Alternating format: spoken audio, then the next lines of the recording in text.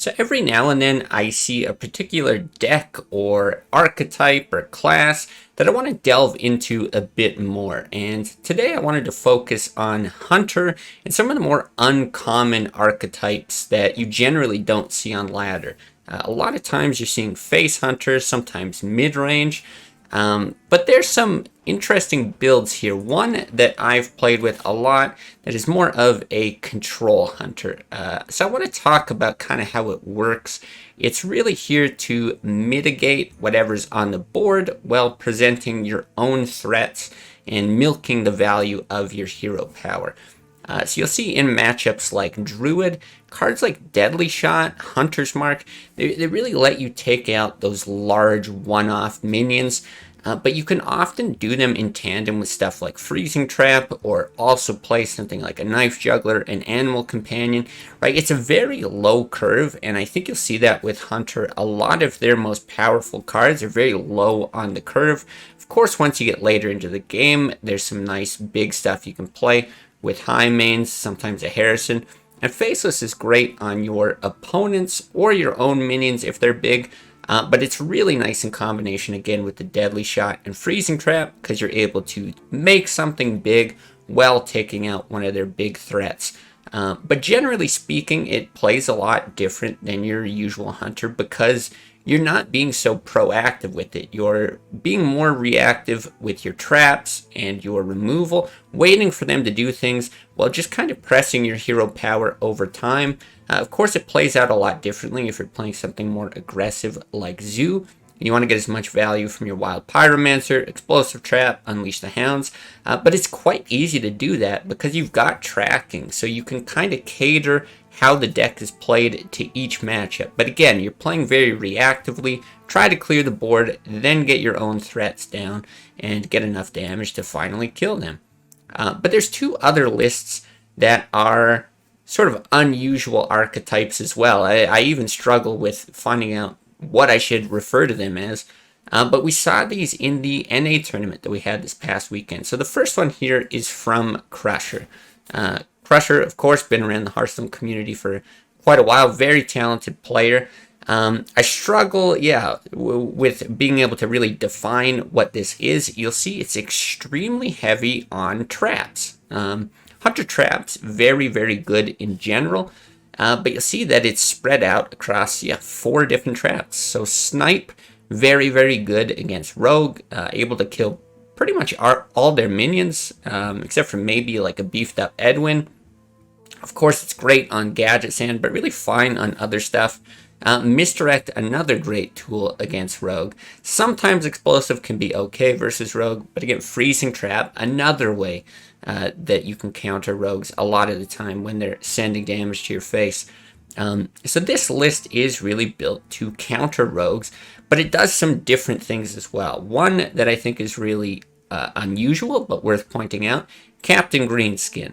Beefing up your weapons. It's also got this Gladiator's Longbow, but I really like the addition of Greenskin in this deck because a lot of times you're going to be sitting on your bow anyway. You don't want to waste all your charges because you're trying to get more off of secrets.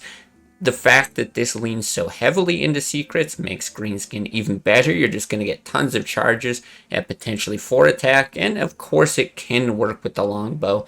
But this does come into play a lot later in the game.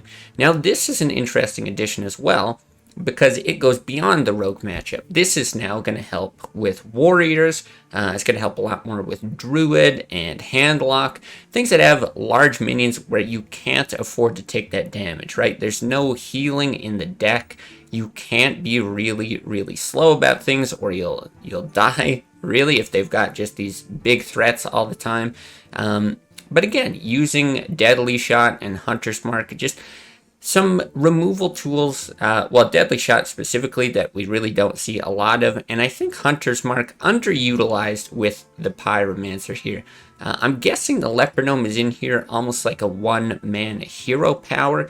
There's still some stuff in here with the Arcane Shot, Explosive Traps, the Pyro, that do very, very well against things like Zoo in those more aggressive matchups, trying to clear the board against maybe a Shaman, but definitely catered to well, Snipe, Miracle Rogues specifically. So another just kind of unusual archetype you don't see a lot of, but very, very effective in a certain pocket of the meta, and something that I can see being expanded on. There's a lot of flexibility in a list like this, especially if you want to choose to mix up the traps a bit.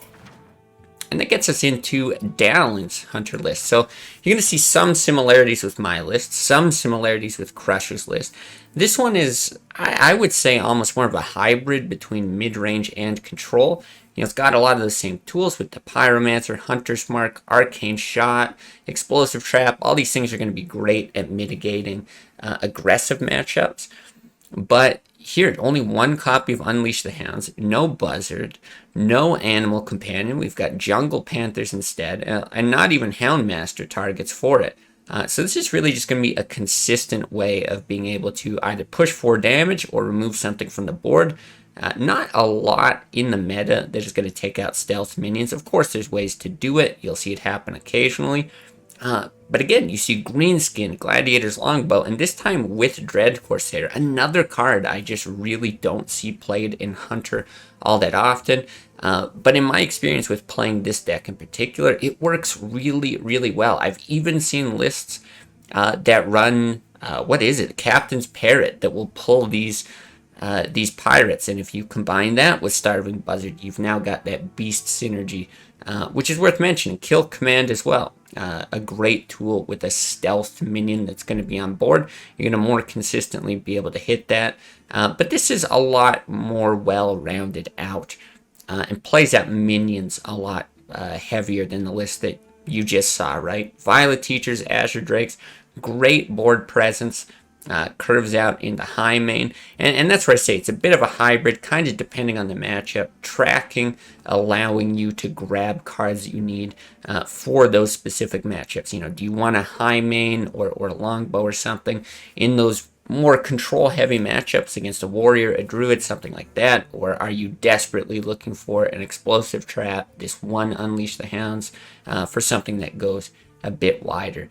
So, 3 decks that take a different approach to Hunter. And what I really love about the 3 of these is they all sort of present these different ideas. And you can see there's a little bit of overlap in those ideas. But altogether, just ideas that I think haven't really been explored in Classic enough.